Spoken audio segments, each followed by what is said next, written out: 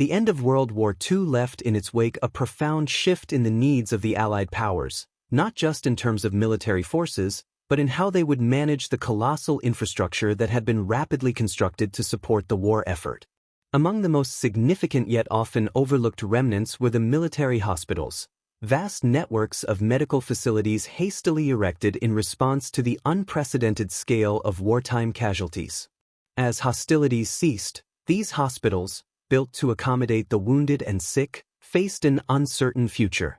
Their rapid construction had been a response to wartime necessity, but as peace settled in, their continued existence became a financial and logistical burden. The fate of these institutions serves as a chilling example of the broader challenges of demobilization. The sheer scale of the wartime medical effort is staggering. By 1945, the Allied powers had constructed, maintained, and operated thousands of military hospitals worldwide, ranging from large, permanent facilities in major cities to temporary field hospitals scattered across the front lines. The United States alone had over 1,000 military hospitals by the end of the war, including hundreds spread across Europe, the Pacific, and North Africa. These hospitals were vital, treating millions of soldiers, civilians, and prisoners of war who had suffered the devastating effects of the conflict. The numbers are difficult to comprehend. In 1944, for instance, over 700,000 men were hospitalized at any given time in the U.S. Army Medical Corps alone. The need for such immense medical infrastructure came not only from the staggering number of physical wounds but also from the long-lasting mental toll of the war, a crisis that would only deepen in the years following the conflict. As the war drew to a close, the Allies were faced with a new set of challenges. The immediate need for large-scale medical facilities diminished sharply with the cessation of hostilities. The casualties, while tragic, were no longer flooding the system. In their place, a new wave of economic and logistical concerns emerged. Most urgently, there was the question of what to do with the massive infrastructure that had been built at such a rapid pace. These hospitals, designed for wartime conditions, were not suitable for peacetime use. They were often hastily constructed, poorly equipped for long-term operations, and situated in locations that were no longer relevant or useful. The first immediate actions following the war were decisions driven by the need to cut costs and reallocate resources. In Britain, the government faced enormous pressure to transition from a wartime to a peacetime economy. The National Health Service, which would later become the cornerstone of British healthcare, began to take shape in 1946. As this transformation occurred, many of the makeshift wartime hospitals, which had been designed to handle casualties, were quickly deemed redundant. The Ministry of Health began to decommission temporary facilities, including the vast network of mobile surgical units and the smaller, less durable hospitals that had been set up in rural areas and near military bases.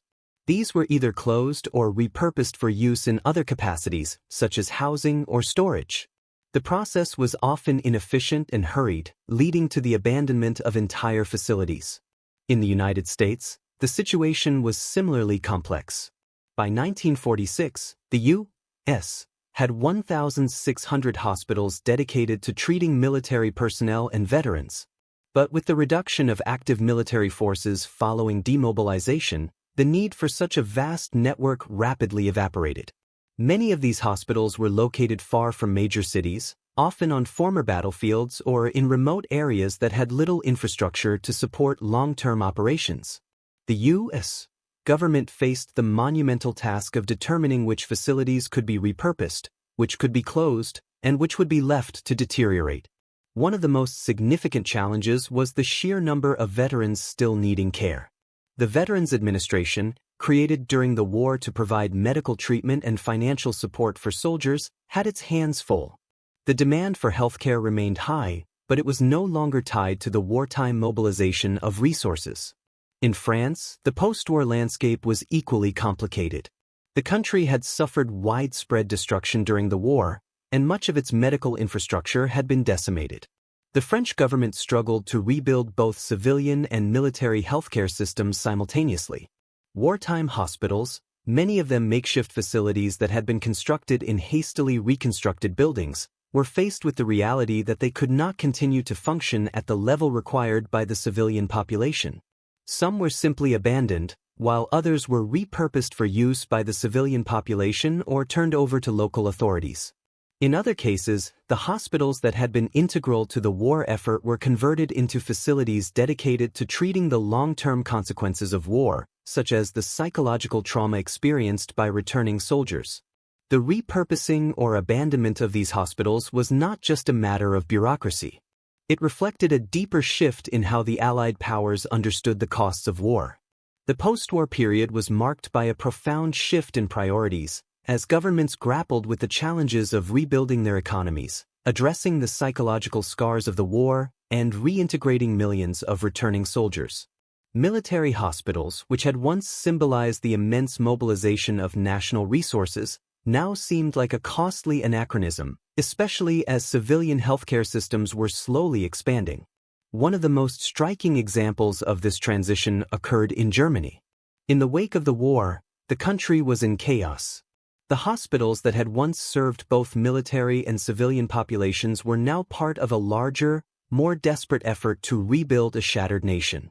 Many of the wartime hospitals, especially in the Soviet-controlled East, were left in ruins. The Allies, particularly the Americans and the British, had their own concerns.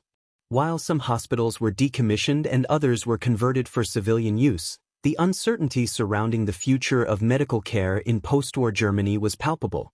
The process was long and drawn out, as rebuilding the country required the repurposing of many wartime facilities, and a great deal of effort was put into ensuring that medical care would continue despite the constraints. In all of these cases, the abandonment or repurposing of military hospitals was not simply a matter of economics. It also highlighted the shifting nature of military power and the changing role of the state in the years following the war. The vast medical infrastructure that had been a symbol of wartime strength and capability now seemed an enormous burden, a reminder of the human cost of the conflict. For many, the hospitals represented the final, most visible traces of the war, and the struggle to move beyond them was part of the larger effort to rebuild and redefine nations in the aftermath of one of the most devastating conflicts in history. At the time, there was little public discussion about the loss of these facilities. The focus, naturally, was on the broader challenges of post-war reconstruction, rebuilding economies, demobilizing armies, and reintegrating veterans. For most people, the abandonment of military hospitals was a silent, inevitable aspect of the transition from war to peace. Yet the consequences of this shift were profound. The scrapping and dismantling of medical facilities, the abandonment of entire hospitals, and the uncertain repurposing of others left an indelible mark on the post-war period. By the late 1940s, the fate of these hospitals had become increasingly clear. Some had been repurposed into permanent civilian medical institutions, others simply dismantled or left to decay. Some of the hospital's equipment was salvaged for use in the civilian sector, while vast amounts of supplies, from medications to medical instruments, were abandoned or destroyed. The material cost was staggering, but the emotional toll was far more profound.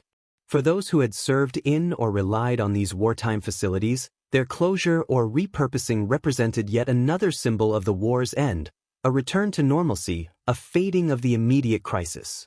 Yet in the process, many of the lessons learned and the innovations developed in wartime medicine were quietly discarded. The potential for these institutions to serve as models for future healthcare systems was lost amidst the urgent demands of reconstruction. As the 1950s unfolded, the final chapter of the military hospitals was being written. Some would continue to operate under different guises, others would be forgotten, and some would remain standing as monuments to a time of unimaginable sacrifice. However, the decisions made in those early post-war years left little room for reflection on what had been lost. The hospitals, once symbols of wartime resilience, would soon fade into the annals of history, their stories relegated to dusty archives and the memories of those who had lived through the conflict. By the early 1950s, the fate of the vast network of military hospitals had largely been sealed. In some nations, the facilities that had been essential during the war were now obsolete, relics of a time when survival and recovery had been at the forefront of national efforts. The sprawling, temporary medical bases, hastily built to meet the emergency needs of a global conflict, had become symbols of wartime desperation.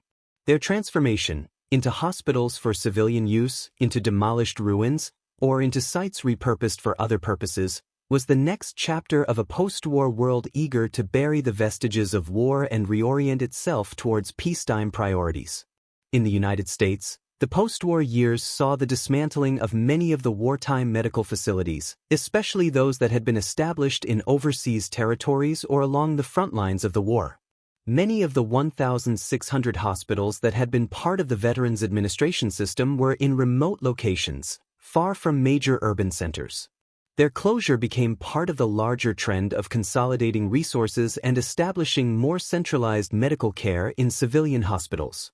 The immediate need for specialized care had waned, and what remained was a new challenge: how to best address the long-term needs of the veterans returning home. While some facilities were repurposed, their original structures, often hurriedly constructed in wartime conditions, were no longer suitable for the new, peace-oriented medical landscape. In some cases, large military hospitals were converted into VA, Veterans Affairs, medical centers, which, while important, could never truly replicate the immense scale and rapid adaptability of the wartime facilities. The experience of military hospitals during World War II had demonstrated the importance of a flexible, adaptive infrastructure, one capable of expanding and contracting as necessary to deal with surges in need. Yet, in the more static peacetime context, this model was impractical, and the vast medical networks that had once provided immediate relief to millions slowly gave way to the demands of a peacetime economy. As the 1950s unfolded, the Veterans Administration's hospitals became less focused on trauma care and more on chronic conditions and rehabilitation for veterans. The need for specialized surgical care, for instance, decreased as advancements in civilian medical techniques reduced the number of surgeries required. Many wartime hospitals that had treated soldiers with acute injuries were thus restructured or closed entirely. As for the vast numbers of supplies that had been stockpiled during the war, they were either sold off to the civilian sector or, in many cases, simply abandoned. Medical equipment, which had been manufactured at wartime scale, was disposed of, often in large quantities, as it became redundant to the needs of a civilian healthcare system. Across the Atlantic, in Britain, the situation was marked by a similar rethinking of wartime healthcare infrastructure. The formation of the National Health Service, NHS, in 1948 presented an opportunity to transform the medical system, shifting from a patchwork of civilian and military services into a unified national model. Wartime military hospitals, many of which had been temporary and poorly constructed, were gradually phased out or converted into civilian hospitals. Some of the medical staff from these facilities were absorbed into the newly created NHS, but many of the hospitals themselves were either abandoned or repurposed for entirely new uses.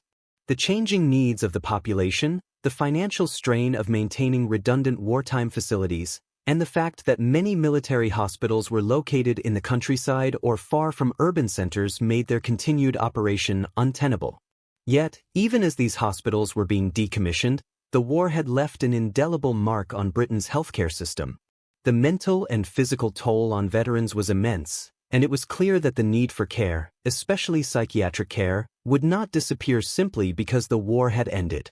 Some hospitals, particularly those that had specialized in treating the psychological trauma of soldiers, would continue their work in the post-war years, though they would struggle to find the resources to adequately address the rising number of cases of PTSD, post-traumatic stress disorder. The emotional scars of the war would remain long after the physical wounds had healed. In France, the early post-war years were marked by a different set of challenges. The country had endured widespread destruction during the war, and its medical infrastructure had been nearly obliterated. Wartime hospitals, often set up in makeshift buildings or in facilities hastily reconstructed after the Nazi occupation, were quickly overwhelmed by the demands of the post-war population. These hospitals, while initially vital during the war, were simply too antiquated to serve the needs of a population in recovery. In many cases, French hospitals were forced to abandon or repurpose their medical facilities for civilian use, often with little regard for the specialized care that had been needed for military personnel. In the Soviet Union, the story was one of even greater transformation. The vastness of the Soviet Empire and the sheer scale of its military operations during the war had necessitated the establishment of a complex network of medical facilities, some of which were dedicated solely to the treatment of soldiers. As the war ended, the Soviet Union faced the monumental task of not just reconstructing its cities and industries but also addressing the needs of its own war-weary population. Many of the Soviet military hospitals, which had been scattered across Eastern Europe, were gradually dismantled. The resources once devoted to maintaining these facilities were redirected toward rebuilding the country's industrial base, which had suffered massive destruction during the conflict. The Soviet leadership, like many of their counterparts in the West, faced the difficult decision of managing the post-war health crisis. They had to balance the needs of millions of war veterans as well as the civilian population, while also grappling with a rapidly changing political landscape. The closing or repurposing of military hospitals became emblematic of the larger shift away from wartime priorities and towards rebuilding the nation. Yet, even as the hospitals closed, the psychological effects of the war were undeniable. Soviet hospitals, particularly those near the front lines, had witnessed the horrors of battle, and the mental toll on soldiers returning home was significant.